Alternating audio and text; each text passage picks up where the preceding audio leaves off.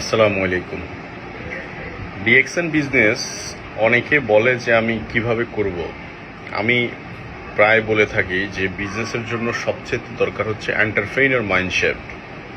একজন উদ্যোক্তা যেভাবে মাইন্ডসেট করে এক্স্যাক্টলি সেম। যেমন একটু উদাহরণস্বরূপ বললে, যেমন আপনি একটা দোকান যদি আপনি রান করেন, আপনি হুট করেই ওই দোকানটা এস্টাবলিশড হয়ে যাবে না। আপনি যে মাস থেকে রান করলেন ওই মাস থেকেই কিন্তু আপনার কিছু কস্টিং বেড়ে গেছে। যেমন আপনার দোকান ভাড়া, ইলেকট্রিসিটি বিল, এমপ্লয়ার থাকলে এমপ্লয়ারিং কস্টিং, আপনার নিজের মজুরি।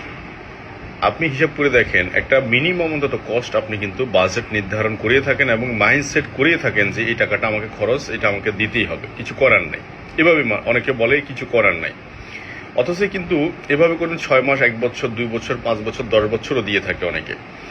দেখা যাচ্ছে 10-15 লাখ, 20 লাখ, 50 লাখ টাকা পুঁজি নিয়ে নামছে, সে পুঁজি পিছনের দিকে তাকিয়ে দেখা 10 বছর পরে 2-3 লাখ টাকা হয়ে গেছে। তাহলে টাকাটা চলে গেছে কোথায়? এইসব পারপাসে চলে গেছে।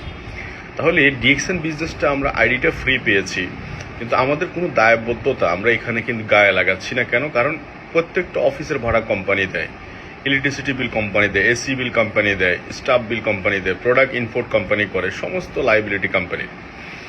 এই কারণে অনেকে এই লাইবিলিটিটুকু মাথায় পেন হিসেবে নিতে চায় না। এটাকে মাইন্ডসেট না করলে তো আসবে না। কারণ হাতে আপনি সরাসরি ফিজিক্যালি দিচ্ছেন না, কিন্তু এটা তো মাইন্ডসেট করতে হবে।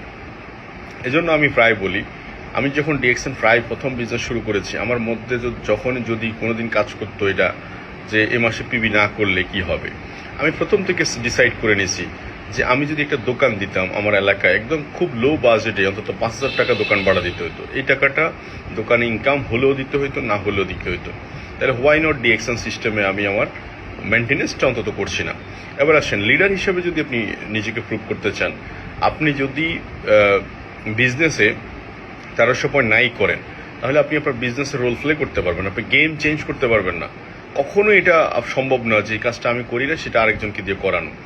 এক। দ্বিতীয় কথা হচ্ছে, আমি প্রায় মিটিংয়ে বলে থাকি, আপনি ভালো ফুড গুড ইউজার, দেন আপনি গুড বিজনেসম্যান।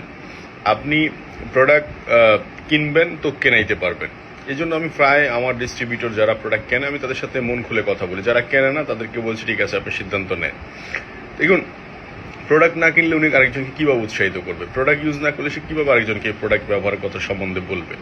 এবং যে ডিসিশন নিতে পারে না, স্ট্রং ডিসিশন, সে আরেকজন ব্যক্তিকে স্ট্রং ডিসিশন নিতে পারে না। আমাদের এখানে অনেক লোক আছে, আসি দেখি হয় কিনা, মানে ওরা চান্স হিসেবে নিছে। এটা করতে হবে, এটা চান্স নয়, it is a work, dedicational work, because এটা নেক্সট জেনারেশন বিজনেস। এখান থেকে 10 লাখ 20 লাখ মানুষ ইনকাম করছে, তো এটা প্রফেশনাল ইনকাম, প্রফেশনাল বিজনেস। তো এবং অনেকে 1300 পয়েন্ট করে না, করাইতে চায়, হবে না। তো সো আগে গর্দানটা নিজেকে দিয়ে শুরু করতে হবে, আগে নিজেকে দিয়ে এক্সাম্পল শুরু করতে হবে মাই ডিয়ার ফ্রেন্ডস। আমি যাদেরকে বলছি, আজকের ভিডিওটা যাদের কাছে যাবে, এন্টারপ্রেনার মাইন্ডসেট খুব ইম্পর্টেন্ট বিজনেসে। জাস্ট ফিল করুন এবং নিজেকে মেলে ধরুন। আমি আমার লাইফে প্রত্যেকটা অ্যাচিভমেন্ট রাউন্ড ডায়মন্ড পর্যন্ত, ইভেন দো যতটুকু আসছি, আমি 2টা জিনিস লালন করেছি।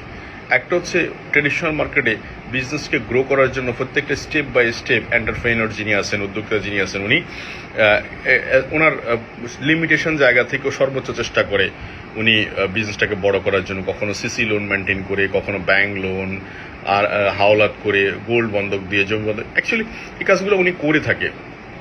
তো সো জাস্ট 10,000 টাকা ইনকাম বাড়ানোর জন্য ঈদের সময় আমি দেখি প্রায় 10 লাখ 15 লাখ টাকা ইনকাম বিনিয়োগ করে বসে থাকে গাদার মতো খাটার জন্য। তো হোয়াই নট মি? আমি আমার বিজনেসের ক্ষেত্রে আমি এইভাবে করে বিজনেসটাকে ফিল করি। এবং সর্বোপরি যেটা বলতে চাই, লাস্ট যে মেসেজটা দিতে চাই সেটা হচ্ছে, দ্বিতীয় আরেকটা জিনিস, সেটা হচ্ছে যে আমরা সবাই মিলে ইনকাম করব, সবাই মিলে খাবো, অল্প অল্প খাবো কিন্তু সবাই মিলে খাবো। এটা হচ্ছে আমার ফিলোসফি। কাউকে একদম সব আমাকে খেতে হবে বিষয়টা এটা নয়। তো থ্যাংক ইউ ভেরি মাচ। ভালো থাকেন সবাই, সুস্থ থাকেন। আল্লাহ হাফেজ, আসসালামু আলাইকুম।